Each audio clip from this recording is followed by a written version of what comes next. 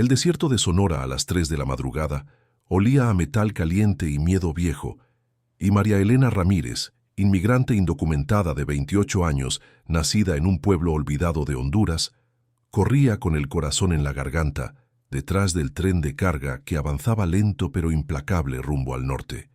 Sus zapatillas rotas, levantando nubes de polvo rojizo, mientras las luces rojas de los vehículos de migración parpadeaban cada vez más cerca entre los mezquites, sus sirenas lejanas rompiendo.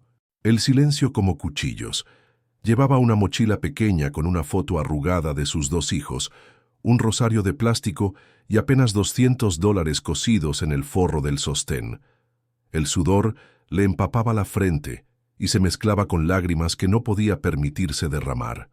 Había cruzado ríos, pagado a polleros, dormido en cuevas, todo para llegar a Los Ángeles donde la esperaba su hermana, pero en Nogales la habían detenido en un retén sorpresa.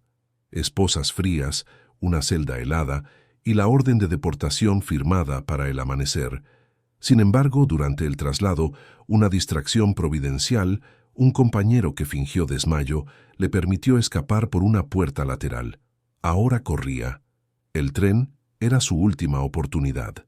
El viento nocturno le azotaba la cara, el frío de diciembre le calaba los huesos bajo la sudadera vieja, y cada latido era una súplica. Diosito, no me dejes volver. Vio el último vagón abierto, la puerta metálica balanceándose como una boca que la invitaba o la devoraría. Las luces de los agentes se acercaban, oyó gritos en inglés y español, tomó impulso, los músculos ardiendo, y saltó hacia la escalera oxidada mientras el tren aceleraba, sus dedos rozando el metal helado antes de aferrarse con fuerza desesperada. El impacto contra el vagón fue brutal, costillas golpeando hierro, respiración cortada, pero María Elena se izó centímetro a centímetro hasta caer dentro del vagón oscuro que olía a grano húmedo y aceite rancio, el suelo vibrando bajo su cuerpo magullado mientras el tren cobraba velocidad y dejaba atrás las luces de la persecución como luciérnagas moribundas. Jadeaba, el pecho subiendo y bajando con violencia, la sangre tibia brotando de un corte en la frente que le nublaba el ojo izquierdo. Afuera, el desierto se convertía en un mar negro salpicado de estrellas indiferentes. Adentro, la oscuridad era absoluta, salvo por el rectángulo de luz plateada que entraba por la puerta abierta. Se arrastró hasta un rincón, abrazando sus rodillas, temblando de frío y de terror, sintiendo el peso de la deportación como una losa sobre el alma. Pensó en sus hijos, en la promesa hecha por teléfono. Mami, ya casi llega. Pensó en la celda, en la oficial que le dijo con frialdad, tú no perteneces aquí. El tren rugía, cada kilómetro la alejaba de la frontera, pero también la acercaba a la nada si la descubrían como polizona. De pronto, un brillo extraño en el suelo llamó su atención, algo blanco entre sacos de maíz. Se acercó gateando, el corazón latiéndole en los oídos, y lo levantó con manos temblorosas. Era un sobre oficial, grueso, con sello dorado de la embajada estadounidense. Lo abrió sin aliento. Una visa de residencia permanente, fotografía incluida, pero la foto era de ella. La luz de la luna entraba justo lo suficiente para revelar el milagro. Nombre completo, María Elena Ramírez Hernández, fecha de nacimiento exacta, huellas digitales que coincidían, firma del cónsul, fecha de emisión de apenas 3 meses atrás y sello de aprobación humanitaria. El papel temblaba entre sus dedos como si estuviera vivo. Lágrimas calientes rodaron por sus mejillas sucias mientras leía la carta adjunta. Una abogada de Los Ángeles, sin saber cómo, había ganado su caso de asilo político basado en violencia doméstica extrema y peligro de muerte en Honduras. La orden judicial había detenido la deportación horas antes, pero el sistema penitenciario no actualizó los datos a tiempo. La visa había sido enviada por correo certificado a la dirección de su hermana, y por algún error burocrático o destino imposible, terminó en ese vagón, dentro de un sobre perdido entre la carga.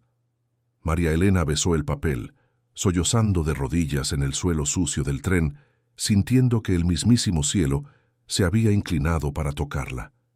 El miedo no desapareció, pero se transformó.